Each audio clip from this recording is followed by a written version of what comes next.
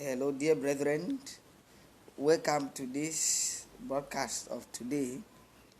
I am Abanda Iduin. Thank you very much for taking time to be part of this program, and I hope you'll be blessed for being here.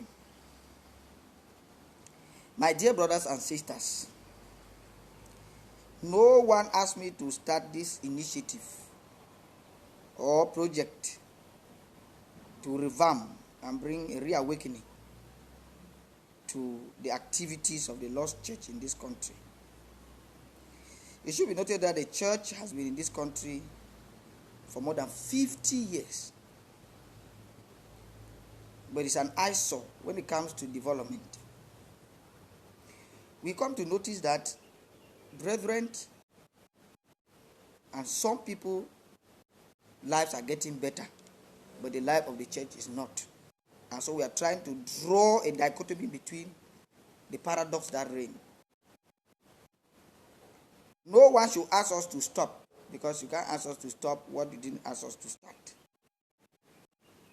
You can advise, yes, and it may be considered, and it may not be considered. We have made it emphatically clear that we will not address individual issues, but general issues that has to do with the church. So if you are part of those who are in the general problem, then sort yourself out.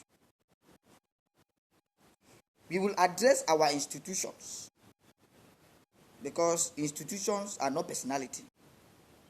And persons will come and go, but the institutions will remain. My dear brothers and sisters, not everybody who is saying we should stop what we are doing or should change the way we are doing is saying so genuinely. Each has his own motive, but God will judge them all. Some may even be ignorant of the problems we are facing, and we are creating a reawakening for us all to know. You don't solve a problem by avoiding it. You don't solve a problem by denying it. You solve a problem by confronting it. People are always unhappy when others do what they cannot do. There are some people in this country that they are angry about them, and it is out of jealousy, because they have done what people who have come in this country, they have been in this country for since the church started, 50 years, and they told us that they were working with missionaries.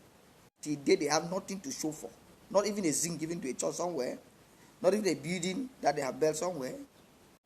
If you are lucky, they could have given, only maybe they have given a hymn or a Bible somewhere. That's the highest they could do.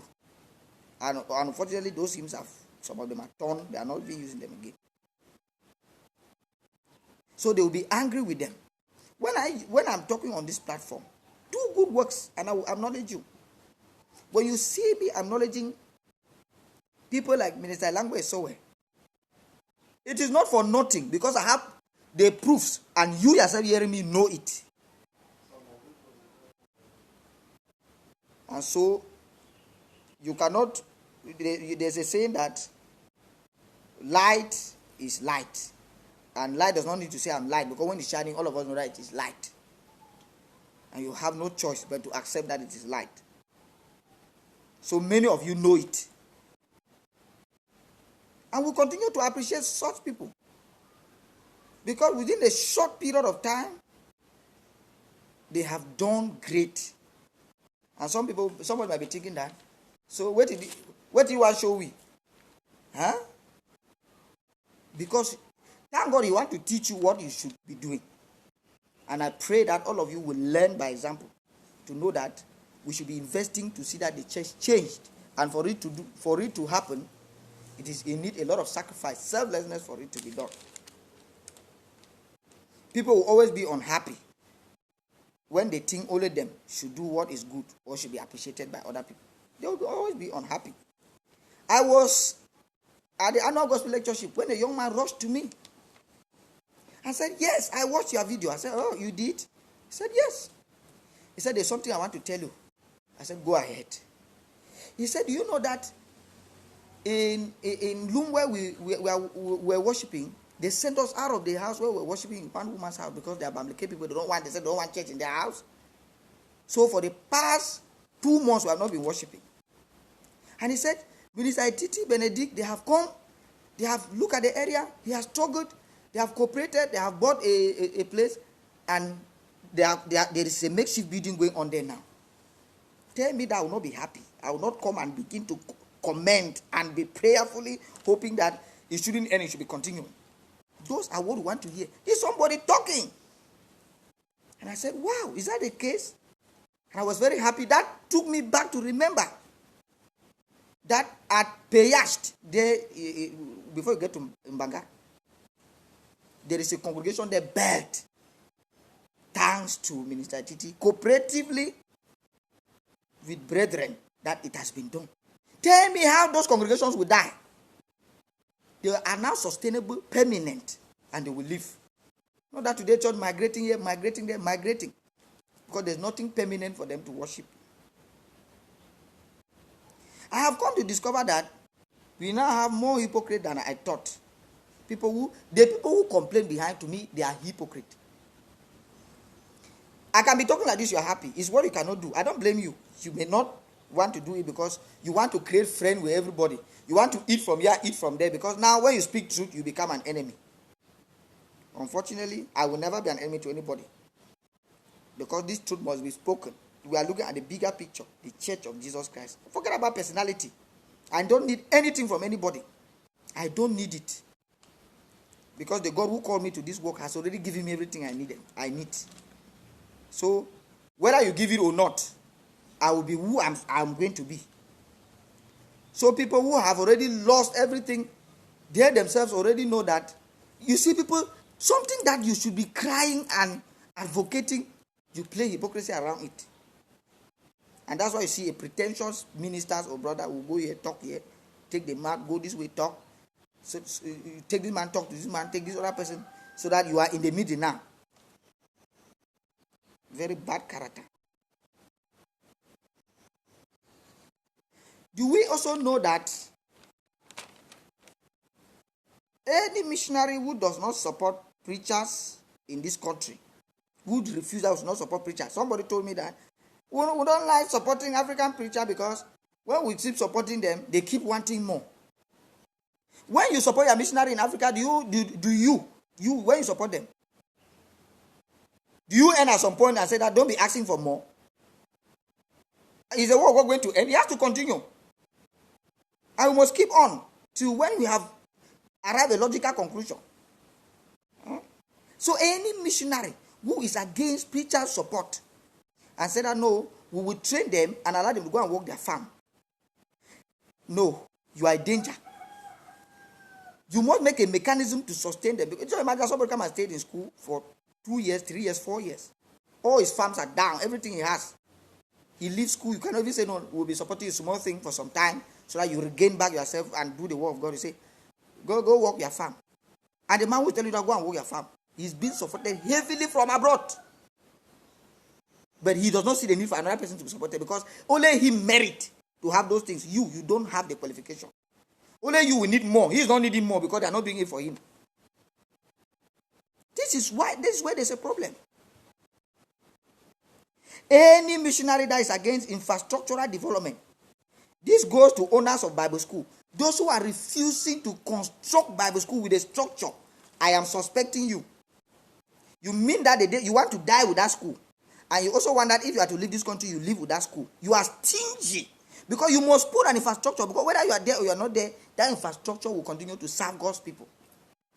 If you are refusing, then there's something wrong with you. There is something you are not telling us. And don't tell us that infrastructure does not matter. Why are you then renting infrastructure and staying inside and teaching? You should go under the tree.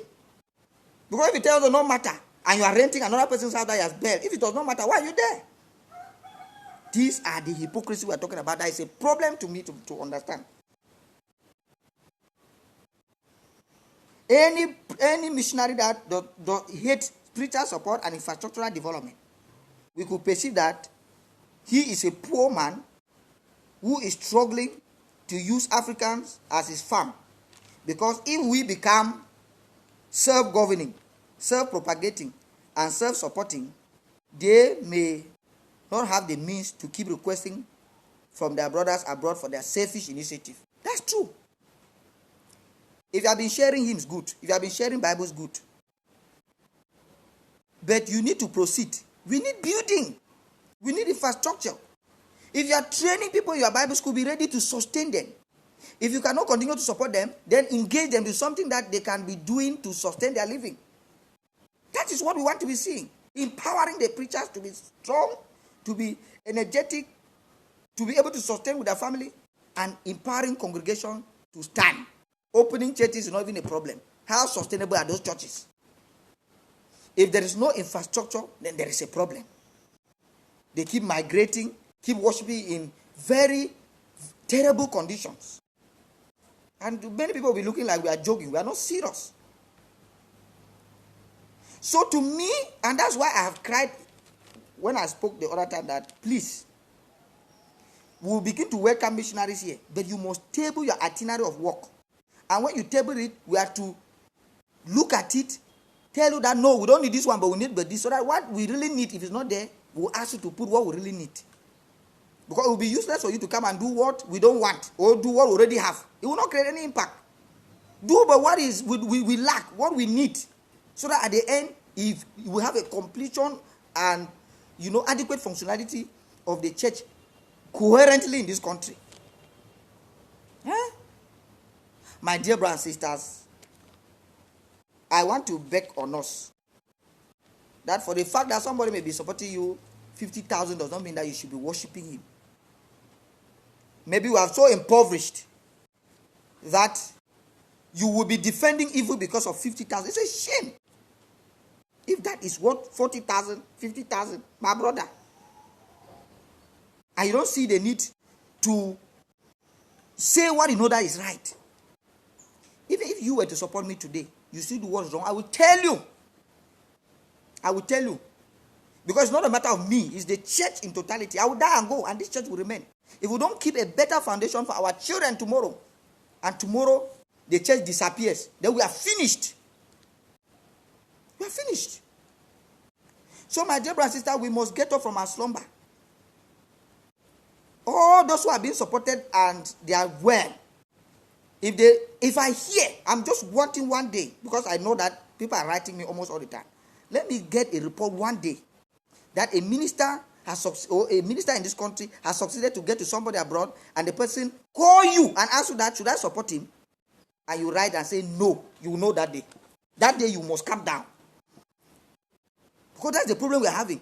I am fine, you should not be fine. And you even see a situation where some brothers think that if they empower this man and he becomes strong, they will not be coming and be begging us. They will not be coming closer. Maybe my respect may be thwarted. Self-centeredness, that's what we're talking about.